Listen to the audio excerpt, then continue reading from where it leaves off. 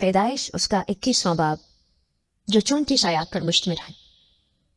और खुदावंद ने जैसा उसने फरमाया था सारा पर नजर की और उसने अपने वादे के मुताबिक सारा से किया। सो सारा हामिला हुई और इब्राहिम के लिए उसके बुढ़ापे में उसी मुअय्यन वक्त पर जिसका जिक्र खुदा ने उससे किया था उसके बेटा हुआ। और इब्राहिम ने अपने बेटे का नाम जो उससे सारा के पैदा हुआ इसहाक रखा। और इब्राहिम ने खुदा के हुक्म के मुताबिक अपने बेटे इसहाक का खतना उस वक्त किया जब वो 8 दिन का। और जब उसका बेटा इसहाक उससे पैदा हुआ तो इब्राहिम 100 वर्ष का था।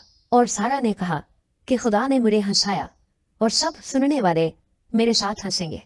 और ये भी कहा कि भला कोई इब्राहिम से कह सकता था कि सारा लड़कों को दूध पिलाएगी, क्योंकि उससे उसके बुढ़ापे में मेरे एक बेटा हुआ। और वो लड़का बड़ा और उसका दूध छुड़ाया गया। और इसहाक के दूध छुड़ाने के दिन इब्राहिम ने बड़ी ज़ियाफत की। और सारा ने देखा कि हाजरा मिस्री का बेटा जो उसके इब्राहिम से हुआ था ठट्ठे मारता है।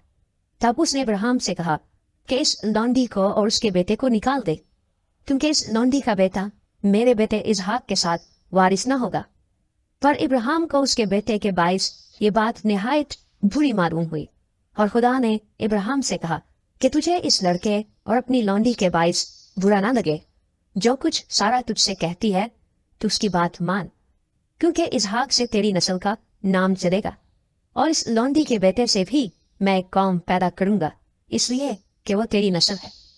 तब इब्राहिम ने सुबह सवेरे उठकर रोटी और पानी की एक मश्क ली और उसे हाजरा को दिया, बल्कि उसे उसके कंधे पर धर दिया और लड़के को भी उसके हवाले करके उसे रुखसत कर दिया। सो वो चली गई और बीर सबा के बियाबान में आवारा फिरने लगी।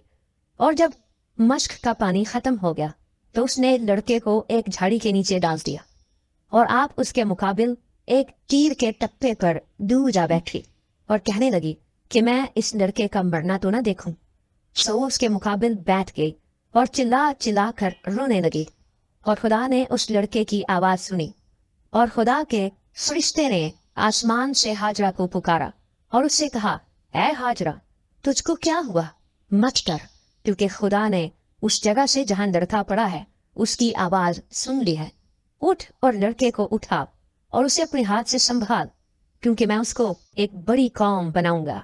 फिर खुदा ने उसकी आंखें खोली और उसने पानी का एक कुआं देखा और जाकर मश्क को पानी से भर लिया और लड़के को पिलाया। और खुदा उस लड़के के साथ था और वो बड़ा हुआ और बियाबान में रहने लगा और तीर अंदाज बना। और वो फारान के बियाबान में रहता था और उसकी माँ ने मुल्क मिस्र से उसके लिए बीवी ली।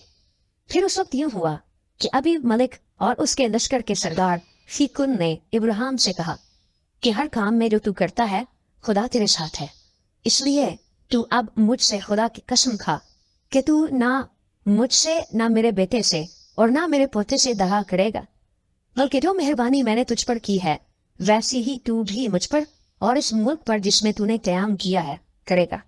तब इब्राहिम ने कहा, मैं कसम खाऊंगा।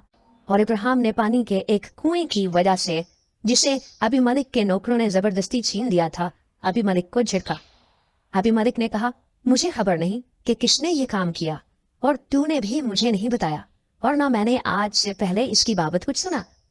फिर इब्राहिम ने भेड़ बकरियां और गाय बैल लेकर अबी मलिक को दिए और दोनों ने आपस में अहद किया। और इब्राहिम ने भेड़ के 7 मादा बच्चों को लेकर अलग रखा।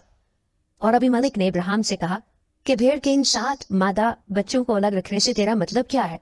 उसने कहा कि भेड़ के इन 7 मादा बच्चों को तू मेरे हाथ से ले, ताकि वो मेरे गवाह हों कि मैंने ये कुआं खोदा। इसीलिए उसने उस मकाम का नाम बीर सबा रखा, क्योंकि वहीं उन दोनों ने कसम खाई। सो उन्होंने बीर सबा में अहद किया।